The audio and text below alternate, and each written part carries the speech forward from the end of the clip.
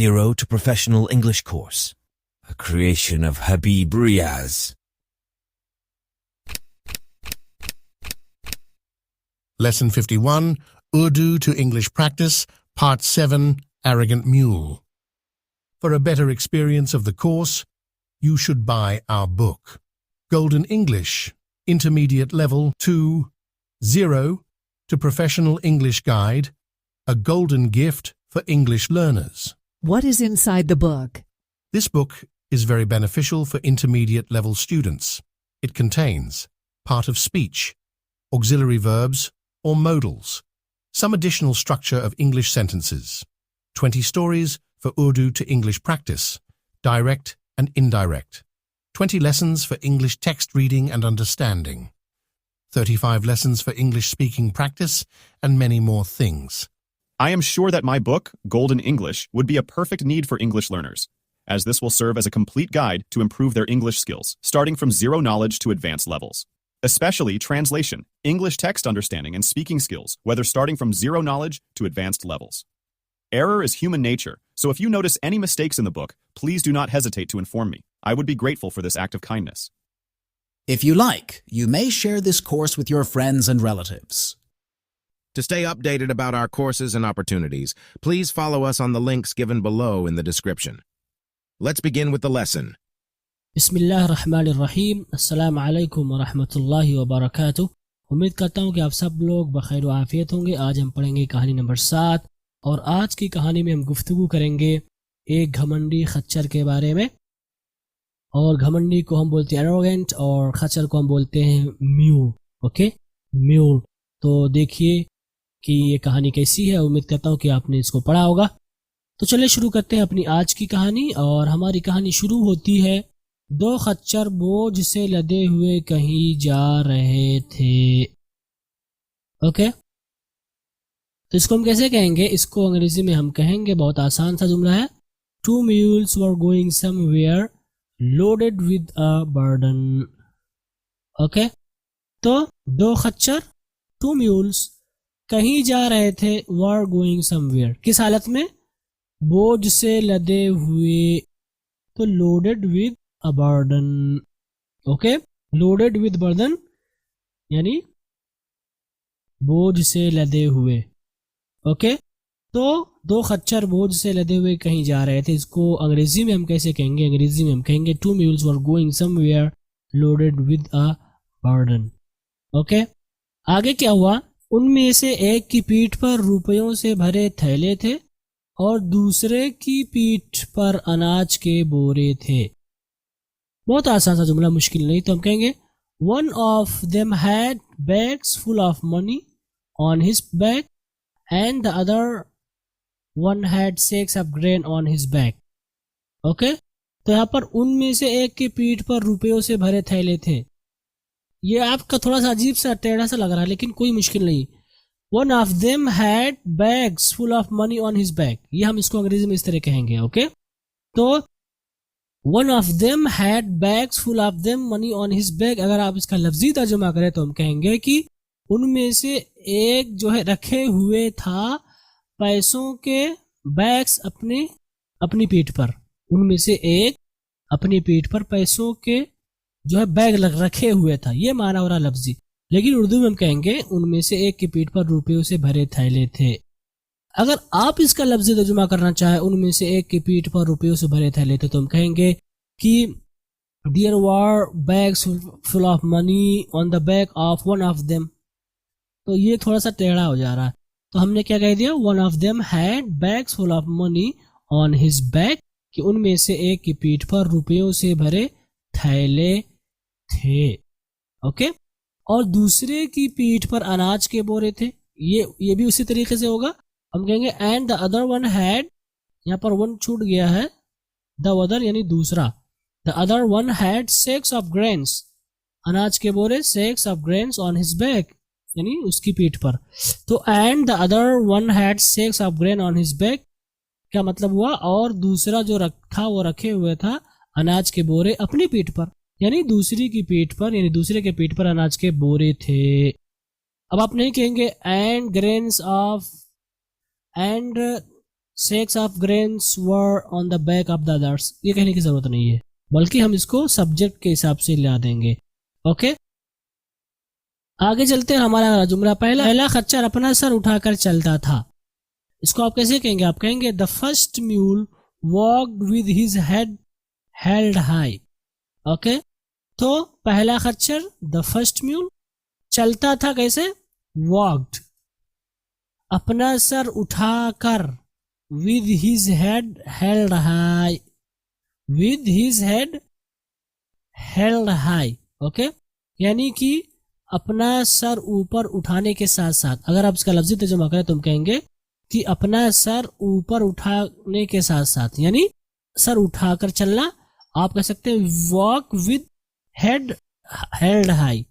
Okay, तो इसलिए हमने यहाँ पर इसको कर दिया है. यानी सर उठाकर चलने के लिए अंग्रेजी क्या लाते हैं? अंग्रेजी हम कहते हैं walk with head held high. Okay, head का मतलब सर होता है, होल्ड का मतलब पकड़ना होता है, और हेल्ड हाई, होल्ड हाई का मतलब ऊपर उठाना. राइट, तो यहाँ पर वही सिचुएशन है. तो पहला खच्चर अपना सर उठाकर चलता था, इसको अंग्रेजी में कहेंगे द फर्स्ट म्यूल वॉक्ड. यहाँ पर चलता था, क्योंकि इसका इस्तेमाल हम चलता था के लिए भी करते हैं. अगर आप यहाँ पर उड लाते हैं और कहते हैं the first mule would walk, तो भी सही है. उड का इस्तेमाल भी हम कोई काम होता था उसको बताने के लिए हम इस्तेमाल करते हैं. राइट, तो the first mule would walk with his head held high. Okay, ये हमारा जुमला हुआ. आगे चलते हैं. आगे क्या हुआ? गोया उसे अपने बेशकीमत बोझ पर बड़ा नाज था. ये थोड़ा सा अजीब जुमला लग रहा है, लेकिन बहुत आसान जुमला है. इसको हम कैसे कहेंगे? हम कहेंगे as if he was so proud of his precious burden. Okay, तो यहां पर इसका तर्जुमा हमने क्या किया? गोया. गोया के लिए हम बोलते हैं as if. as if या as भी ला देते हैं कभी कभी. as if का मतलब गोया. उसे बहुत नाज था, इसको हम कैसे कहते हैं? मुझे बहुत नाज है, इसे क्या मतलब है? आई एम प्राउड, मुझे बहुत नाज है. आई एम प्राउड, मुझे बहुत नाज है, मुझे फख्र है. तो यहाँ पर वही है, मुझे बहुत नाज था. इसको आप नहीं कहेंगे देयर वाज प्राइड, नो. आप कैसे कहेंगे? उसे नाज था, ही वॉज प्राउड. ठीक, बड़ा नाज, सो प्राउड. ओके, तो उसे बहुत नाज था, आप कैसे कहेंगे? ही वॉज सो प्राउड. अगर आप कहना चाहते हैं मुझे बहुत फख्र है, तो आप कहेंगे आई एम सो प्राउड. तो ये आपकी उर्दू की ताबीर है और ये आपकी अंग्रेजी की ताबीर है. ओके, तो इस चीज को आप ध्यान में बिठा लें. तो वो प्राउड किस पे था? ऑफ हिज प्रीशियस बर्डन, बेश कीमत बोझ. बेश कीमत बोझ, बेश कीमत का मतलब कीमती, इसके लिए प्रीशियस बोलते हैं. ओके, तो गोया उसे अपने बोझ कीमत यानी पेश कीमत बोझ पर बड़ा नाज था. इसको हम अंग्रेजी में कैसे कहेंगे? हम कहेंगे as if he was so proud of his precious burden. Okay, आगे चलते और हमारा अगला जुमला है वो अपने सर को इधर उधर हिलाता था और अपने गले की घंटी बजाता था. इसमें दो हिस्से हैं. पहला हिस्सा है वो अपने सर को इधर उधर हिलाता था और अपने गले की घंटी बजाता था. राइट, तो इसको हम कैसे कहेंगे अंग्रेजी में? अंग्रेजी में हम कहेंगे he would shake his head around and ring his neck bell. Okay, तो यहाँ पर और अपने सर को इधर उधर हिलाता, आप कहेंगे हिलाता था, यानी who would shake, he would shake, वो हिलाता था. यहाँ पर उड हमने इस्तेमाल किया और मैंने बताया था कि जब माजी में कोई काम मुसलसल होता था उसको बताने के लिए भी हम उड का इस्तेमाल करते हैं, इसलिए हम यहाँ पर हमने उड इस्तेमाल किया. राइट, तो ही वुड शेक, वो हिलाता था क्या? हिज हेड, अपने सर को, अराउंड, अराउंड का मतलब इधर उधर, चारों तरफ, कभी दाएं कभी बाएं, कभी ऊपर कभी नीचे, यानी जो उनके हिलाने की हरकत होती है. ओके, तो इधर उधर के लिए हमने क्या? अराउंड. आप हियर एंड देयर भी कर सकते हैं, बट हियर एंड देयर थोड़ा सा दूसरा माना हो जाता है. ओके, आप हियर एंड देयर भी कर सकते हैं, कोई मसला नहीं है. वो अपने सर को इधर उधर हिलाता था. इसको आप अंग्रेजी में कैसे कहेंगे? अंग्रेजी में इसको हम कहेंगे he would shake his head around, और अपने गले की घंटी बजाता था. And ring his neck bell, इससे जुड़ गया, he would ring his neck bell. Okay, neck bell का मतलब गले की घंटी, बजाना का मतलब रिंग, और यहाँ पर उड से जुड़ा हुआ इसलिए हमने यहाँ पर रिंग लाया, वरना रेंग हो जाता, रिंग रेंग रंग. राइट, तो वो अपने सर को इधर उधर हिलाता था और अपने गले की घंटी बजाता था. इसको अंग्रेजी में हम कहेंगे he would shake his head around and ring his neck bell. Okay guys, तो ये हमारा पहला पैराग्राफ हुआ.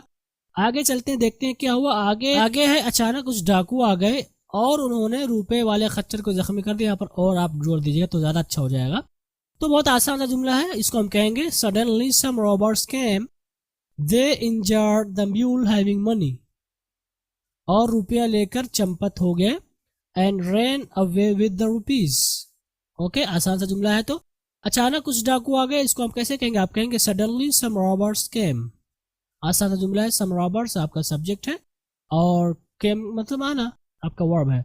तो सडनली सम रॉबर्स केम, अचानक कुछ डाकू आ गए। उसके बाद क्या हुआ? They injured the mule having money, यानी आगे था और उन्होंने रुपए वाले खच्चर को जख्मी कर दिया। तो यहाँ पर और के लिए आप एंड ला सकते हैं और बगैर एंड के भी कह सकते हैं।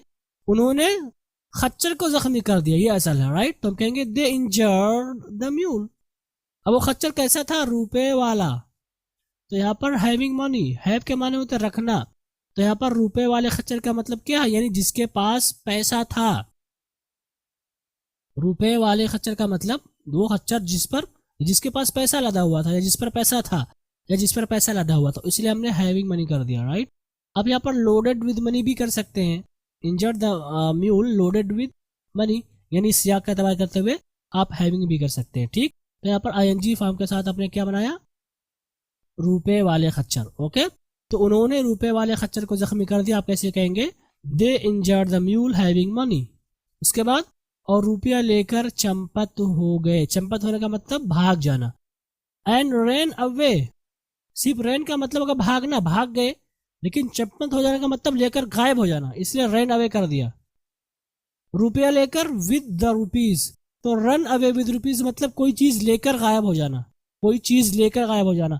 अब यहाँ पर लेकर के लिए आप नहीं लाएंगे टेकिंग द रुपीज अवे, इस सब की जरूरत नहीं है। आप विद द रुपीज यानी रन अवे विद रुपीज का माना ही होता है रुपया लेकर भाग जाना। ओके, तो इसलिए हमने विद में ही लेकर माना आ गया, यानी रुपए के साथ चंपत हो गए, ठीक है। तो हमने कह दिया and ran away with the money. अगर आप कहते हैं और रुपया लेकर चंपत हो गए, तो आप कह सकते हैं they took the money and ran away. अगर आप रुपया लेकर लाना चाहते हैं तो आप कह सकते हैं they took the money and ran away. इस तरह से हम इसको कहेंगे, राइट। तो ये हमारा जुमला हुआ जो कि बहुत आसान था।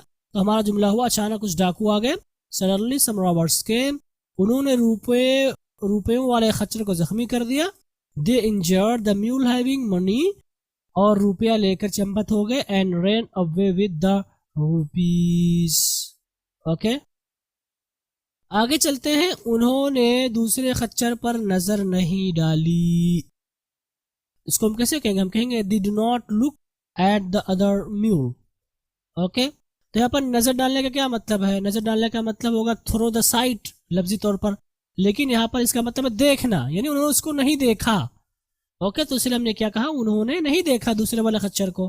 तो they did not look at the other mule, दूसरे खच्चर को उन्होंने नहीं देखा, यानी उस पर नजर नहीं डाली, जो कि बहुत आसान सा जुमला था। उसके बाद क्या हुआ? जिस खच्चर को रुपयों की वजह से बड़ा नाज था, वो अपनी बुरी हालत पर अफसोस करने लगा। यह आपका जुमला है जो कि बहुत आसान है, मुश्किल नहीं है। यहाँ पर क्या है?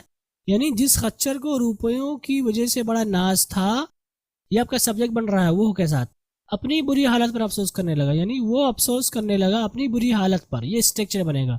तो इसको हम अंग्रेजी में कहेंगे the mule which was very proud because of the rupees began to regret his bad condition, right.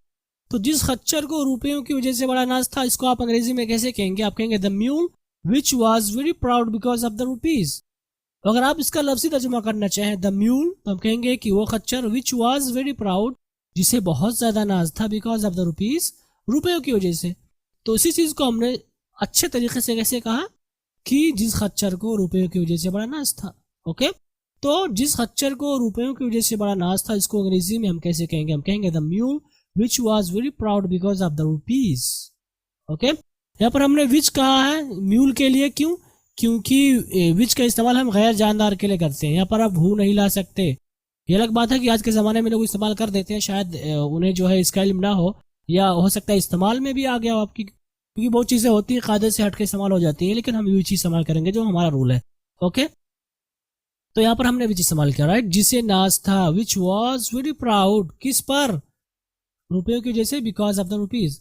अब ये पूरा आपका सब्जेक्ट बन गया। अब हम यहाँ पर वर्ब लाएंगे, वो अफसोस करने लगा, इस बिगेन टू रिग्रेट, या आप कह सकते हैं स्टार्टेड टू रिग्रेट। ओके, करने लगने के लिए क्या आता है, स्टार्ट या बिगन। ओके, तो क्या करना, रिग्रेट, अफसोस करना, किस पर, अपनी बुरी हालत पर, हिज बैड कंडीशन। ओके, या आप कह सकते हैं his bad situation. Okay guys, तो यहाँ पर हमने रिग्रेट को बगैर किसी की प्रोनाउन यानी बगैर किसी प्रीपोजिशन का इस्तेमाल किया। तो हमारा जुमला बना, जिस खच्चर को रुपयों की वजह से बड़ा नाज था वो अपनी बुरी हालत पर अफसोस करने लगा। इसको अंग्रेजी में हम कहेंगे the mule which was very proud because of the rupees began to regret his bad condition. Okay, तो ये आसान था। आगे चलते हैं, आगे क्या हुआ। उस पर उसके साथी ने कहा कि मैं बहुत खुश हूँ, मुझे हकीर समझा गया मगर उसने मुझे चोट खाने से बचा लिया। तो ये आपका जुमला, इसमें कई हिस्से हैं। इस पर उसके साथी ने कहा, ठीक, कि मैं बहुत खुश हूँ, ये आपका दूसरा जुमला हुआ। उस पर उसके साथी ने कहा, एक हिस्सा, कि मैं बहुत खुश हूँ, आपका दूसरा हिस्सा हुआ। मुझे हकीर समझा गया, तीसरा हिस्सा हुआ। मगर उसने मुझे चोट खाने से बचा लिया, आपका चौथा हिस्सा हुआ। तो इसको अंग्रेजी में हम कैसे कहेंगे, अंग्रेजी में हम कहेंगे on this his partner said I am very happy, I was despised but it saved me from getting hurt. Okay, तो इस पर के लिए हम क्या बोलते हैं, ऑन दिस। ओके, उसके साथी ने कहा, हिज पार्टनर सेड, पार्टनर मतलब उसका जो शरीक था, उसके साथ जो था। ओके, तो हमने कहा, उसके साथी ने कहा, हिज पार्टनर सेड, क्या कहा, मैं बहुत खुश हूं, आई am very happy, I am very happy, मैं बहुत खुश हूं, राइट। मुझे हकीर समझा गया, इसको आप कैसे कहेंगे, आई वॉज डिस्पाइज। डिस्पाइज का मतलब होता है हकीर समझना, डिस्पाइज का मतलब होता है हकीर समझना। तो यहाँ पर आप इसको पैसिव वॉइस लाएंगे, तो आई वॉज डिस्पाइज्ड, मुझे हकीर समझा गया। मगर का मतलब बट, इसने मुझे बचा लिया, ये आपका सब्जेक्ट है, इसने मुझे बचा लिया। इट सेव्ड मी, इट का मतलब ये जो आप हकीर समझ रहे थे, ये यानी मुझे हकीर समझा जाना, इसने मुझे बचा लिया, किससे, चोट खाने से, from getting hurt. Get hurt का मतलब होता है चोट खाना, आप गेटिंग इंजर्ड भी कर सकते हैं, कोई मसला नहीं, इंजर्ड। ओके, तो इसने मुझे चोट खाने से बचा लिया, इसको आप कैसे कहेंगे, it saved me from getting hurt. Okay guys, तो इस पर उसके साथी ने कहा, हम कहेंगे on this his partner said, कि मैं बहुत खुश हूँ, that I am very happy, मुझे हकीर समझा गया, आई वॉज डिस्पाइज्ड, मगर इसने मुझे चोट खाने से बचा लिया, but it saved me from getting hurt. Okay, तो ये कहानी है।